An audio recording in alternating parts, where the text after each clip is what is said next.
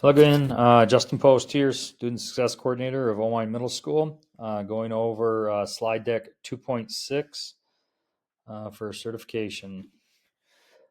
Jumping to task A. So looking at our scores from our parents, students, administration, and staff, with our leading indicator, our teachers have opportunities to observe and discuss effective teaching.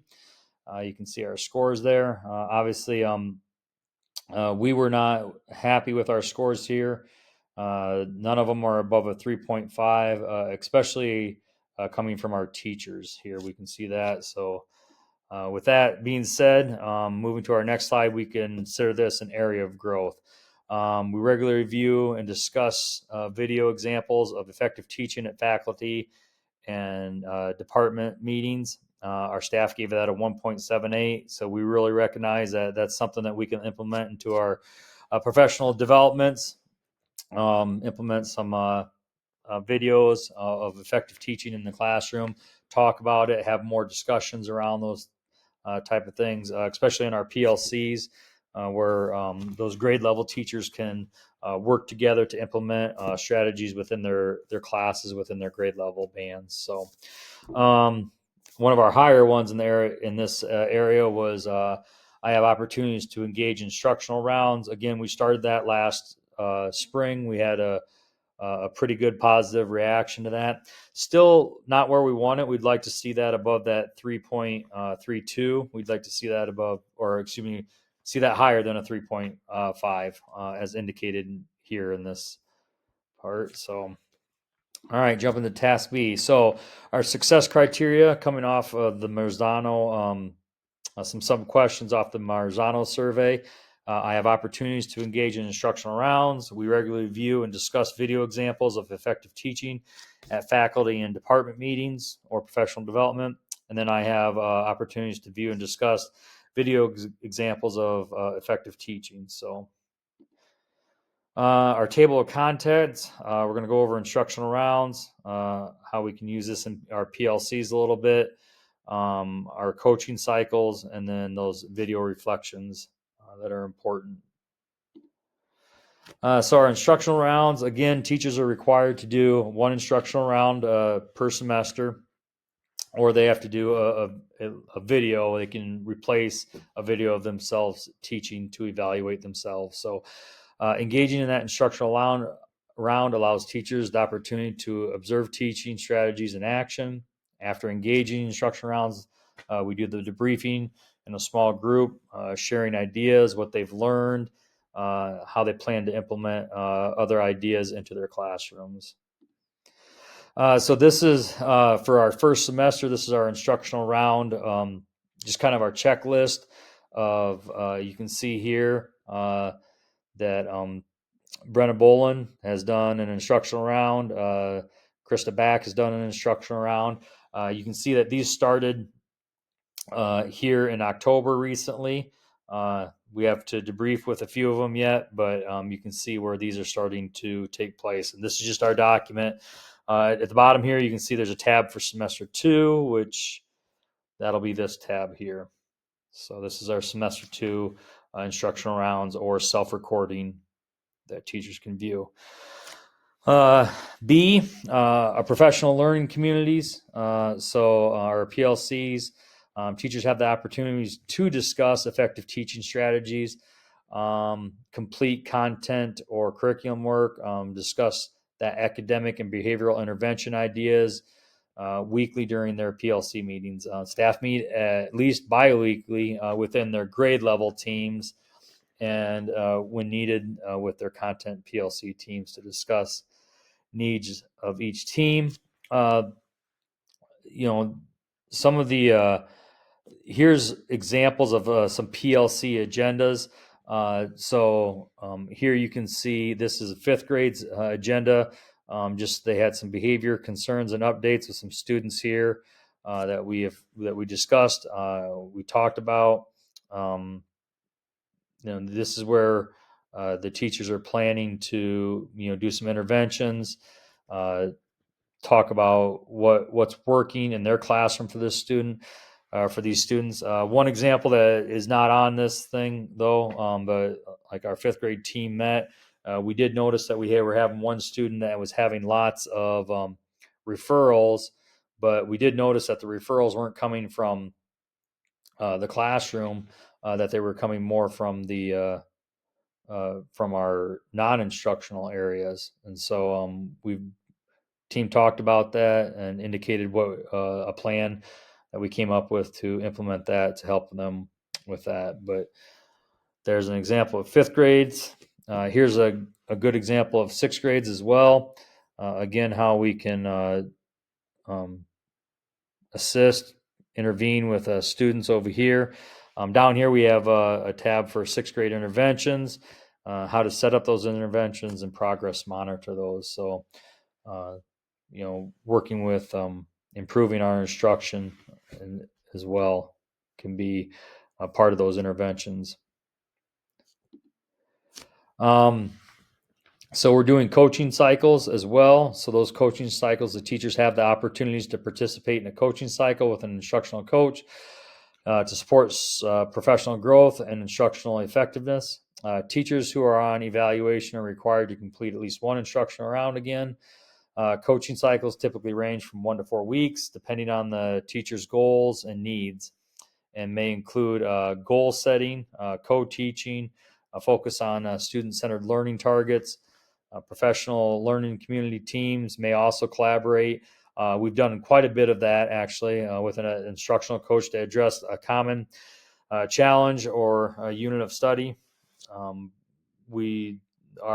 Myself as a success coach has been in on a lot of PLCs this year where we've worked through intervening and improving our interventions to help students out. So these team-based cycles involve the shared goal setting, collaborative planning, some co-teaching, some data analysis, some reflection as well. So instructional coaches provide learning labs, MTSS support as well, assist with individualized professional development for those teachers to improve their teaching effectiveness.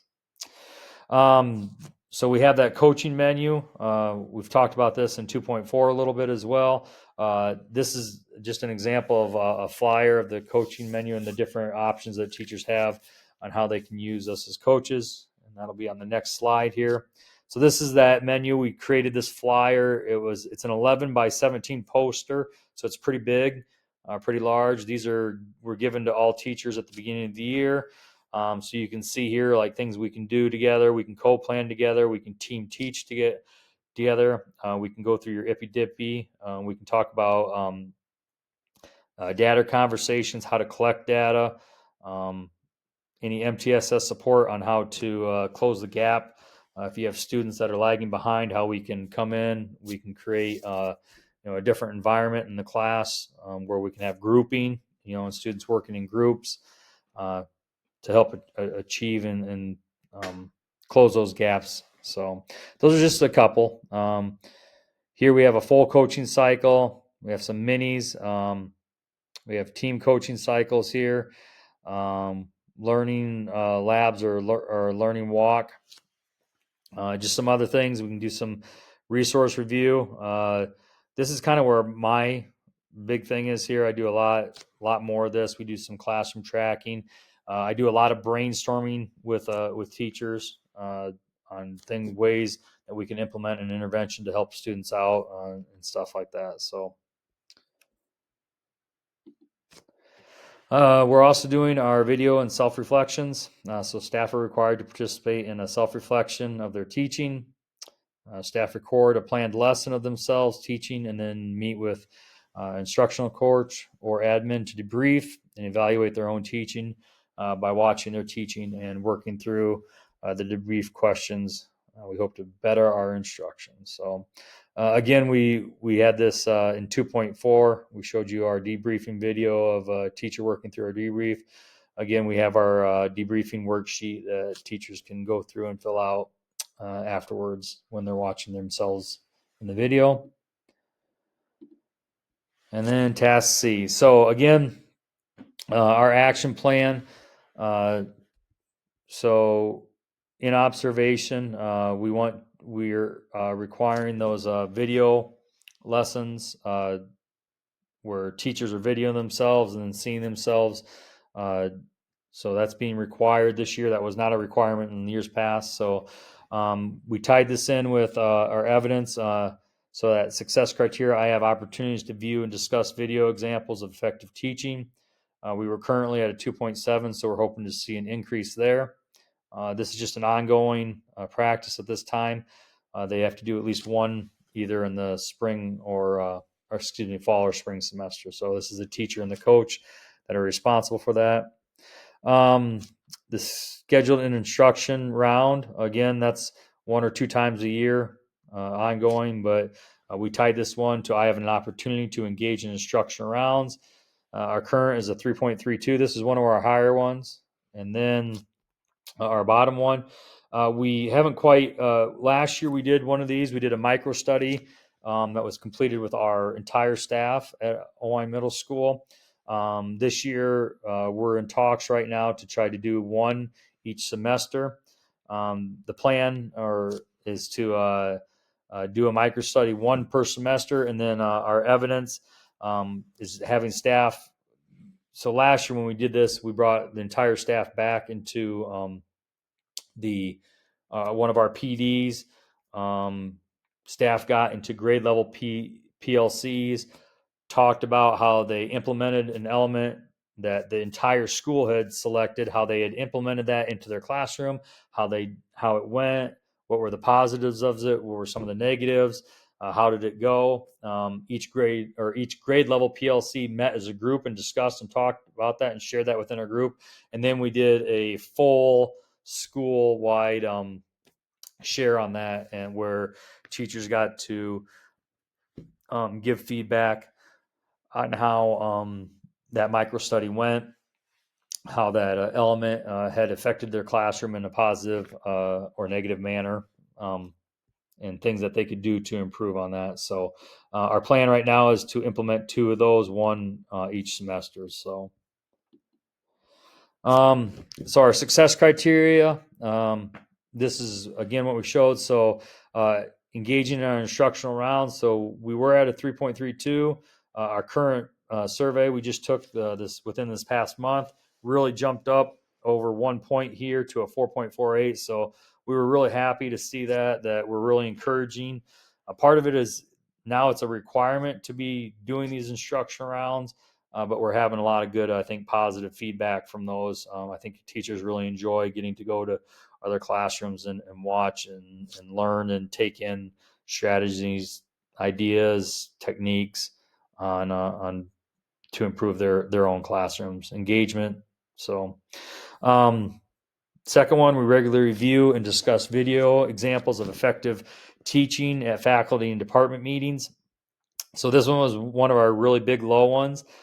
This one we really weren't even kind of aware of until we really started diving into the success criteria. So we're going to try to make an effort to bring videos in,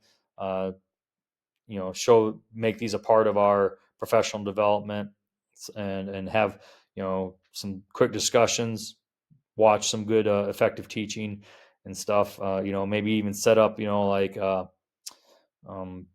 what were good things you saw out of the video, what were some not so good things, or stuff like that, so that teachers can maybe take those strategies and implement them into their own classes. We did go up by 1 point here. In reality, we haven't really done a whole lot of these, so I think this 1 point increase is because of our own video reflections, where teachers are videoing themselves and then getting to watch themselves. So I think that's why this one increased, as we have not had the opportunity or chance to bring videos into PD and stuff like that. So our last one down here, I have opportunities to view and discuss video examples of effective teaching. Again, we were at that 2.70, and then that jumped to a 3.4 there. So again, a good jump. Again, I think this is due to our implementation of teachers being required to video themselves and evaluate themselves now. So our success criteria number 1, I have opportunities to engage in instruction rounds. Like I said, I think you can see the vast majority, 90%, almost 95% of teachers agree or strongly agree with this. So I think this is one of our big positives, is those instructional rounds that we're doing. Obviously here, this is, that part where we were talking about bringing videos into our professional development. That way we can see some effective teaching going on, and we can see the type of things that the teacher is doing, whether it's engaging students, whether it's being up and moving around class, whether it's what types of elements or strategies the teachers are using to teach. Is it a student-centered classroom versus a teacher-centered classroom? Is the material, how is the teacher creating engagement with the material and stuff like that? So obviously, you can see we haven't done a whole lot of that. This is a concerning area. We have, the vast majority is that disagree, and our staff is exactly right. We haven't really done this or brought this into our professional development. So that's something that we need to work on. Here we have opportunities to view and discuss video examples of effective teaching. Again, this one's spread out, I think, again, in part due to, I think we have some more positive here, a higher positive than what the last slide showed.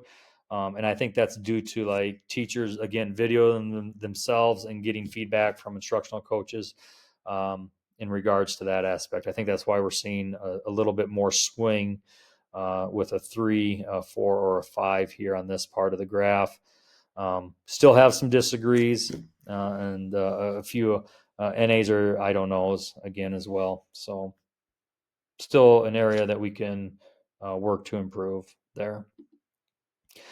So overall, we saw this as an area of growth. We're doing some things that are helping to observe and discuss effective teaching. I think a lot of that is going into the instructional rounds that we're doing now. And the other part is like that we're starting videoing. Teachers get to video themselves and then make adjustments and improve. So we saw a huge 1.53 growth from last fall to now because of those. I think those two really big things. But there's still some other things like bringing in videos of effective teaching, talking about it, having discussions. So I think there's still a little bit room that where we could grow there and get better, even though that the staff indicated that we're now at a 4.15. So here's the evidence of that. So vast majority strongly agree for this overall leading indicator. Little concerning with this, we do have a strongly disagree there. So I don't know where that came from. I wish we kind of knew which teacher. That way we could assist and help them and maybe do something for them. But that's where we need to focus on the entirety of the staff, so we can bring those up. So, and then our video reflection will be here. Thank you very much.